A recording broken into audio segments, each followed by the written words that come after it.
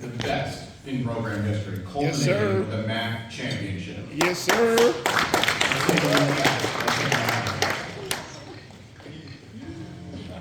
In just its third year as an NCAA Division I AA program, the 1998 Fairfield Stags football team put together the best season in varsity history. The Stags maintained a 9-2 overall record and a 7-1 conference mark en route to the program's first ever MAC championship. Fairfield had one of the toughest defenses in the country, leading the nation in both total and rushing defense. Their historic success was recognized around the league as the squad boasted 10 All-MAC student athletes, including 3 major award winners highlighted by quarterback Jim Lepuznik being named the MAC Offensive Player of the Year. Congratulations to the 1998 Fairfield football team.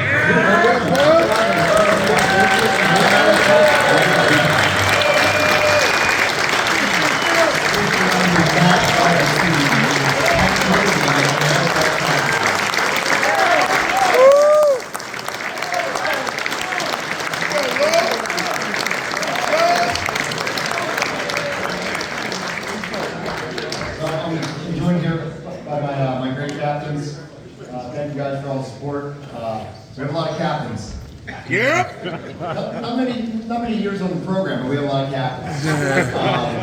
We see That was you. a great video. That was put this whole event, this whole day. Thank you guys everything for everything that you guys have done for us the last couple of years, and today especially. Tremendous job. There's a great Philly vibe in the room tonight, so I wanted to mention it. I'm a very proud nose guard from Delco, PA. We never played Villanova. If we did, we probably would have beaten them. But we did beat LaSalle. Yes, sir. My very first game, LaSalle's very first game coming back from varsity football, and we crushed them. So I think Fairfield has a pretty good hold on Philly tonight. So. But yeah, let me get into this. Thank you everyone for being here to share in this momentous occasion with our team. It is an honor to represent and to be surrounded by so many great players and coaches from Fairfield University's 1998 MAC championship football team. It is incredibly humbling for our team to be enshrined tonight, especially alongside these other legendary Stag athletes, broadcasters, and administrators. Just being considered with such an impressive group of inductees that represent the absolute best of Fairfield athletics is an honor in itself. So Ann, Bob, Tyler, Ryan, Paulina, Jean, and to the family of Dr. Gibbons, congrats to you all.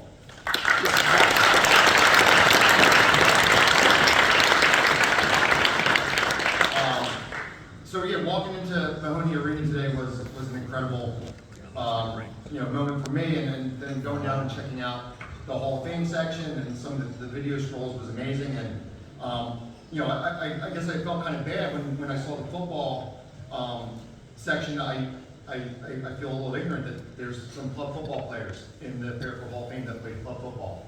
And I apologize, I don't know their names, and I don't know, there may be some in this room tonight, but I just want to make sure we recognize the club football players, the first Stags to grace the gridiron that paved the way for us. So, tremendous honor to those club football players.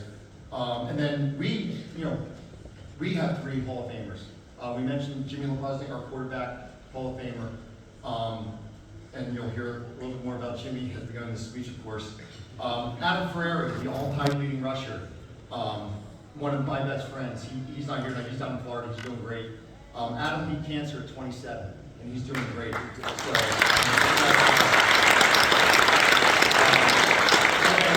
Steve Dogmanis is here tonight. Steve was an All-American safety. His claim to fame. Not dog. What's that? Stand up. So dogs, we call him Dog, of course. His last name really is Dogmanis. His claim to fame is he came 1 interception short of tying Superman for the record. And when I say Superman, I mean Dean Cain, who played Superman on TV, actually played football at Princeton. And Dog came 1 interception short of tying Dean's single season record. He dropped it.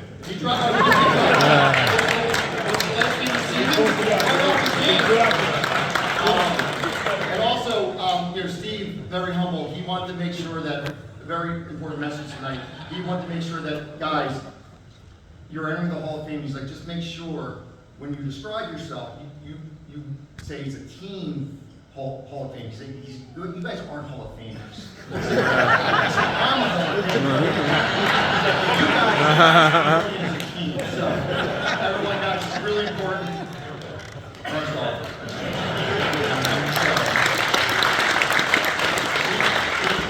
He was tremendous. How many interceptions did you have that year, buddy? I mean, you see how fast he was with that? So let me now tell you about an outstanding group of men. We stand here tonight as an extremely grateful group of players and coaches, the 1998 Fairfield University football team. We are humbled and honored to be enshrined as a team into the Fairfield University Athletics Hall of Fame. The 60 of us reuniting on this beautiful campus represents a true parallel to how our team spent our time here. Always showing up in numbers, always together as a unit, and always tightly bonded as a family. Tonight is just another great showing of the incredible presence that we will always have at Fairfield University. I'd also like to note that the following words of gratitude are a collaboration from all of us. So thank you, fellows, for all your contributions. And now it is time to represent. I may seem a little bit long-winded, but as the saying goes, it takes a village to raise a child. And given that Fairfield University basically turned 100 of us teenagers into men, we have quite a bit of acknowledgments and thanks to go through. Yeah. We would like to offer a first thank you to the university for believing in football at that time, providing us a Jesuit education, both on the field and off the field. The university allowed the sport of football to be a vehicle to promote its Jesuit values, while allowing the football field to be an extension of the classroom where we can put these important values into practice, which we would quickly became part of our processes, and these processes would become our habits. The results from these habits are what we celebrate today. We'd also like to thank Vice President for Athletics Paul Schlickman, the Athletic Hall of Fame Committee, Fairfield University Dr. Mark Nemeth, to all the great supporters of our program for honoring what will always be an incredible period of time in Stag history.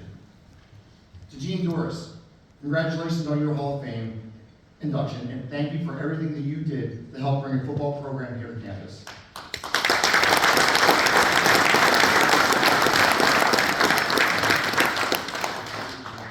We cannot celebrate Fairfield football without remembering and thanking two very special men whose faith and leadership have allowed us to be here tonight. We will be forever indebted to both of them for shaping our lives and allowing this group of men to connect. The father of athletics, Reverend Victor F. Lieber, S.J. Yep. For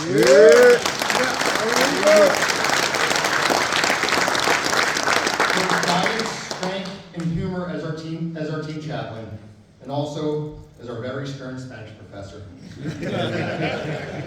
And former Board of Trustees Chairman, Mr. Bill Miles.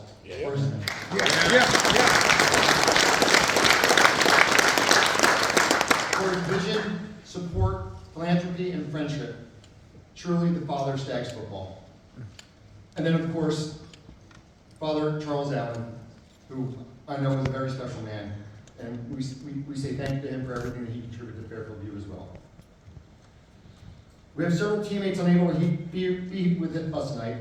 I mean, 60 out of 93 is not bad, but due to distance, schedule, health, and unfortunately death. We will forever remember our two fallen brothers, both rock solid in every sense of the term. Ralph Denise. Yeah.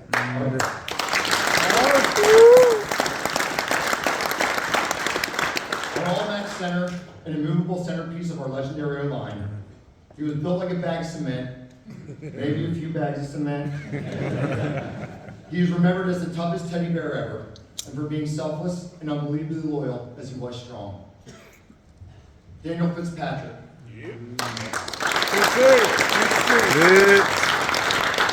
Our 1998 MAC Offensive Rookie of the Year. A bruising running back that would first run you over and then immediately make you laugh. There was no one quite like Danny, and we loved him for being him. Ralphie and Danny, we all miss you dearly. Thank you to everyone that made the 98 season the monumental success that it was, and for believing and investing your time and your heart in us. It was very special, and it was very worth it. So there are some specific groups of people, very special people that we'd like to thank. Our parents, families, and friends for being with us each weekend, no matter where the road led. Our tireless coaches, all of you from the 1996 staff on, you all believed in us from day one. We simply can't ever thank you enough for making us the men that we are today.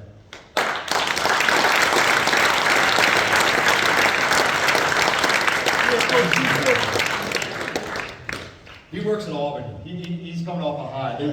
They made it all the way to the national semifinals. The many athletic support staff members across all the athletic departments that work in the Washington Athletic Center. You all help shepherd 100 plus of us through life as student athletes. And especially our head athletic trainer, Joanne Boardman.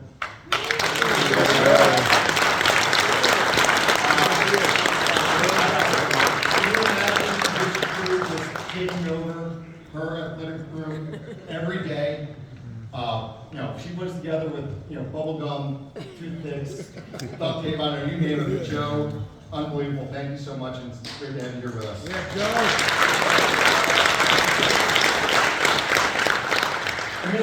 And more recently, we'd like to recognize the athletics advancing team. Brett, Mike, Kelly, not only for your efforts to make today's events memorable, for also helping us celebrate last year's 25th anniversary of our MAC championship, which had this room just as packed as it is tonight. Thank you, the three of you. It has been tremendous. Thank you.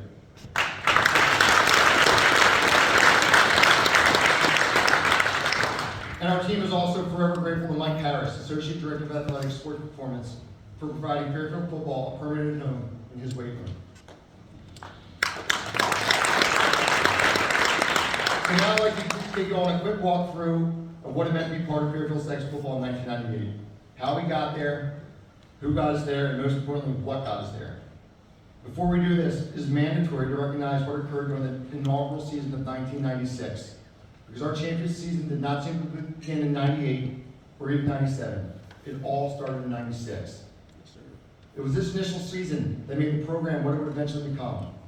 This first team consisted mainly of freshmen and just a handful of upperclassmen, walk-ons, and transfers.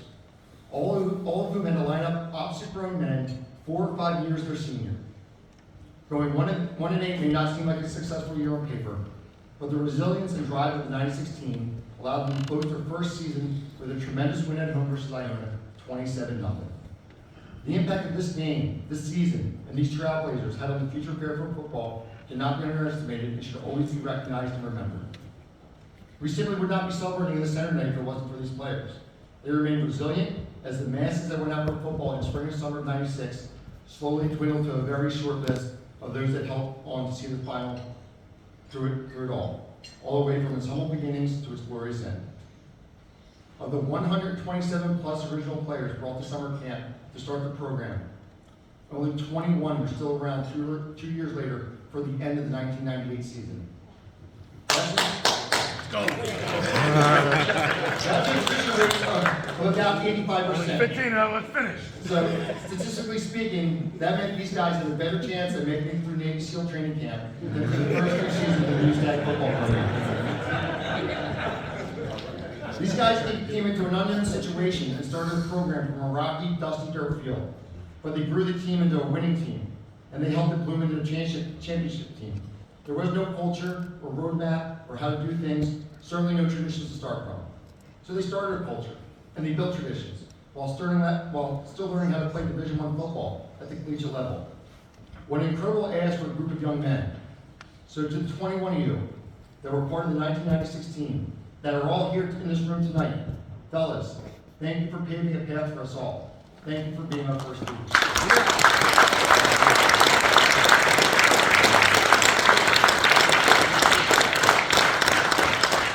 Off the momentum of the program's first win in 96, the 97 season's impressive 7-3 record resulted in the 11th biggest turnaround in NCAA history, letting everyone know what time it was, that the Stags were for real.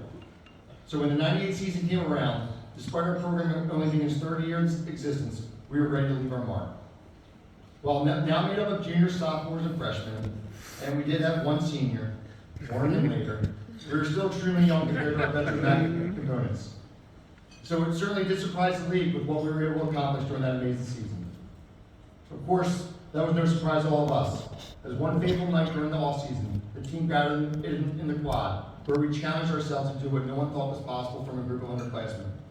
Let's just go win it all this year. And we did. And this is how we did it. Game 1 opened with an emotional 4-point loss to a 44-point favorite Holy Cross, 22-26. Game 2. This was our annual blowout over Iona, 42-21. Game 3, a very unexpected 3-point loss at Marist, 17-20, and we were officially in trouble at 1-2 with a grueling 3-game stretch ahead. Game 4, an impressive home win versus Georgetown, thanks to a fourth quarter comeback, 24-14. Game 5, at Duquesne, which ended up being the de facto MAC championship game, our greatest victory. A 23-20 overtime win, which led to an impromptu pool party in the Duquesne Aquatics. Yeah, we took their pool. The word drop. Great plot, Joe Milligan. Game 6, at the University of San Diego, for a potential letdown game after the big Duquesne win, especially with a cross-country flight. Not an ideal situation. We dominated 24-7. Weeks 7, 8, 9, and 10. We simply outscored our 4 opponents 168-14 with 3 shutouts. Week 11, at Central Connecticut State, hard-hit New Britain, where our season ended with the ultimate exclamation point, cherry on top, and icing on the cake, all rolled into one play, as our lone senior and All-American safety, Chris Silvestri, returned an interception for a touchdown on the very last play of the game and of his remarkable college football career. This career walk-off pick 6 left the score at 26-8, a very fitting way to end a remarkable season. Looking back, the crossroads we encountered in Worcester and Poughkeepsie ended up being very necessary lessons, which led to a change in our mindset, allowing us to prevail all the way from Pittsburgh to SoCal, as we received a rattle off 8 straight very lopsided wins to finish the season with an unapologetic 9-2 record, 7-1 in the MAC, celebrating with a championship trophy on our home field after dismantling St. Peter's. Our season-long scoring differential came to a bewildering 346-131, and for anyone doing the math, our only 2 losses were by a combined 7 points total. Our coaches' experience and fortitude shined throughout this season. They never allowed us to take any team for granted over that amazing run. Each week during film review, they made sure to instill respect and fear for our opponents before pushing us through the weeks of punishing practices, never being allowed to get too overconfident or too high on ourselves, and fear that our ultimate goal was to throw our fingers. Even when a string of massive victories all ended up being foregone conclusions before we even stepped on the field. The 1998 MAC Championship football team was truly special, thanks in large to several important groups of people. Our dedicated coaches recruited hundreds of young men, spanning many different backgrounds, walks of life, personalities, egos, and neighborhoods. They scattered schools in cities and towns up and down the coast, resulting in a group that may not have been all blue-collar, but were all raised the right way and played with toughness and grit.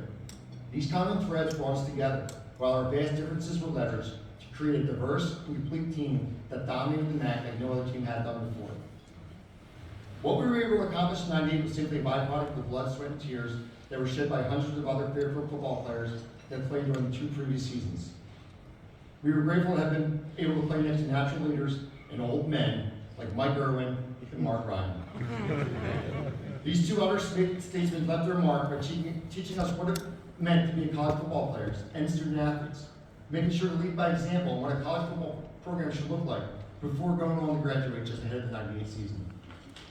Mike and Mark are both here tonight, and we thank you for your guidance. And I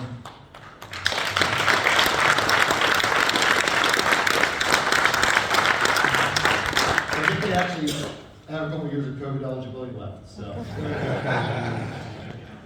And then just quickly touching on each of the components of our team. Our pedal-to-the-metal offense was as potent as any. The ever-explosive unit produced endless amounts of exciting big plays and punching drives. We had a very talented receiving tight end core led by Captain and All-American Eric Wise. Our backfield was truly thunder lightning behind an enormous O-line anchored at left tackle by Captain Brandon Cesar. And we of course had our captain, Jimmy LePuznik, quarterback, and also All-American, the ultimate weapon, the Hall of Famer himself. This fast-paced offense was designed by innovative coordinator Chris Pence, who loved to score and loved even more to score again, with position coaches Carnell Henderson, Dick Linnell, Dennis Wade, and of course Coach Kiesel, who all knew how to win and how to make us winners.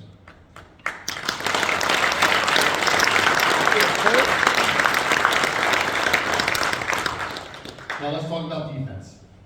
As we know, defense wins championships. Only What did we stand have on up the there. SB in '98? being led by aggressive and ingenuity from our defensive coordinator, assistant head coach Joe Bernard, and his staff of Mark Cole, Brian Dunn, and Julia Scott. We produced a legendary unit that was extremely crop across all of NCAA and Division I AA. Offenses could not make heads or tails of our relentless blitz packages, led up front by Captain Steve Crines, Tom Unger, and Derek Aldridge, who had a few blitzes named after him. Right, DA? Yeah. DA doesn't stand for Derek Aldridge. Our D-backs were incredible blend of speed, brawn, and brains, directed by Captain Lomax Edwards and the aforementioned Chris Silvestri. Our special teams flew around with reckless abandon, even sometimes losing their foam helmet caps and never allowing our opponents to become comfortable. We had an automatic kicker that loved to make Kiesel sweat, often resulting in the gates of hell being opened, and a booming punter that was also a sure-handed holder, and of course a trusted long snapper that would bend himself into a pretzel if needed. Pretzel squats. Practice squads and scout teams were the most competitive of our foes, never letting anyone make an easy play or take a rep off. As we always strive to make each other better, one practice at a time. These teams were as tough, committed, and unselfish of a group of guys as there ever could be. Every time they entered games, they were always sure to preserve shutouts on defense and extend leads on offense. A lot of our team's historical point differential is certainly due to these guys who never let up, no matter the situation. In the end, stats, awards, trophies, and highlight clips will be the easiest way to remember this great championship season. But our true reward for this season was simple. We all emerged as better men. Everything that this team has accomplished, this team goal, this team championship, was done by putting into practice the founding principles that were developed at the program's inception. This foundation allowed the coaches and players to build a strong mutual respect and closeness between one another, which still continues today, over 25 years later. This special bond we forged created an incredible amount of trust and buy-in to what the coaching staff believed in and preached. So for all these gifts that you gave us and taught us, for these everlasting bonds, we obviously need to thank you, Coach Kevin Kiesel. Yeah.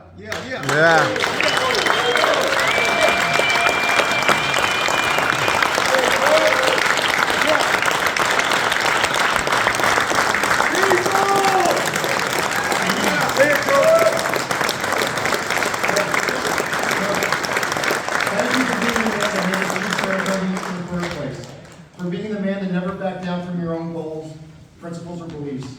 For the man who never stopped being you. Thank you for instilling upon us a foundation and culture that was built on these important life lessons of yours. So when teammates were asked how Coach Kiesel made Fairfield football so successful, this is what came back. Academics first. We had a team full of gifted student athletes and always worked hard in the classroom. And you better believe class was always mandatory. Faith and spirituality through pregame masses and our on-field campus pride walks. Yep. Attention to detail. It was a message heard loud and clear. Just always do the little things right. Yep. Touch the line. Accountability. Yep. We had high standards. No excuses. Being sure to hold each other accountable. If someone was late or missing, coach would simply grunt, "Go get them." Go get them. And we would. We're making them quit. And they did. Preparation. Even down in Orlando, we stayed focused. As Coach K made sure to remind us, we certainly weren't going down there to mess around with me. Work ethic and mental toughness. We simply were willing to pay the price of hard work to win, no matter what it was.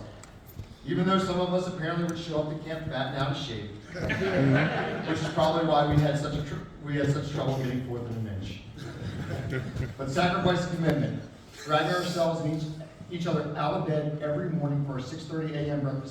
breakfast clubs, or our pre-dawn preseason workouts and runs around campus, where we would always make sure to wake the students that just got home from the beach. And finally, unselfishness. Yep.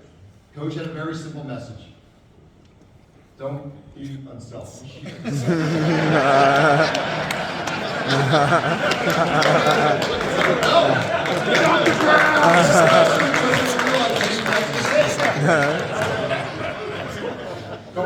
Don't be unselfish. Overall, Coach Kiesel's philosophy was simple. Care, men. Just care. Every day, and everything that we did. Oh, and there's two other messages that he made sure to drill in our heads on a daily basis. Men, make sure you call your mothers today. Yep. And of course, letting us all know that he has spilled more beer in his life than we could ever drink. He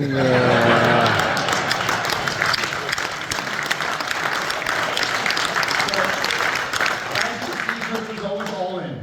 So all of us had to be all in on his program, which would correlate to excellence and success on the football field, in the classroom, and in the Fairfield youth community.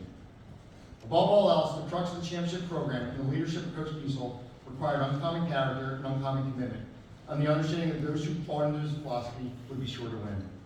And now, even 26 years later, Coach Kiesel and Fairfield football have kept us prepared for whatever life throws at us in more ways than we could ever imagine. Looking back, it's no surprise we have collected here a room full of successful men, achievers, innovators, providers, and of course, natural leaders. The closeness and the relationship that grew out of our team is showcased by a group of men that extends beyond just teammates. Sure, the result on the field in '98 ended with a trophy and a special ring. But even more special is that today we can say with confidence that we achieved Coach Kiesel's original prediction when we all stepped on this campus. Best men at each other's weddings, guiding parents to each other's kids, and unwavering support and guidance for one another when times are at its toughest.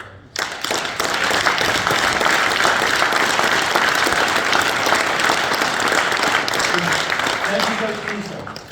Thank you, Coaches Bernard, Pence, Henderson, Linnell, Dunn, Cole, Wade, and Scott. If just this one room says anything about the number of lives you all have impacted, just from one single season, and one team at Fairfield U, well, we can't imagine how many lives you all have made a difference in across your collective years of coaching, teaching, and mentoring. And with this all being said, we have one final thought. The 1998 Fairfield MAC Championship football team was a culmination of building a culture of hard work, accountability, and family. Relationships and memories created back then are still flourishing to this day. Championship teams are very special in nature, especially when many individual pieces come together to achieve the goal for the collective. Sacrifice, determination, persistence, execution on and off the field placed this team in the record books. So to close this out, Coach Kiesel brought to Fairfield a simple mantra that we all believed in, that we all embodied what a football program needed to do each day to be successful. It was just a short purpose statement that we would say in unison at the end of each practice, game, or meeting. You may have even heard it used a few times throughout this speech. Leave your mark. Now, with our team being inducted into the Fairfield University Athletics Hall of Fame, it is clear that Fairfield football has certainly left our mark on Stags history. So fellas, one more time, all together, leave your mark on 3.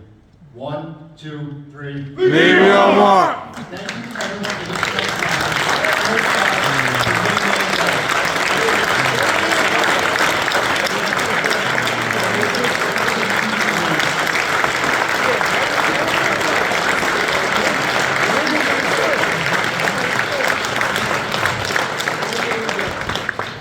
I just have to go back, and I have to thank Gene Doyers. I have to thank up in heaven, they're looking at us, Phil Miles and Father Lieber. That like those 3 people brought this all to happen. And it was just a wonderful, wonderful time. And I want to say,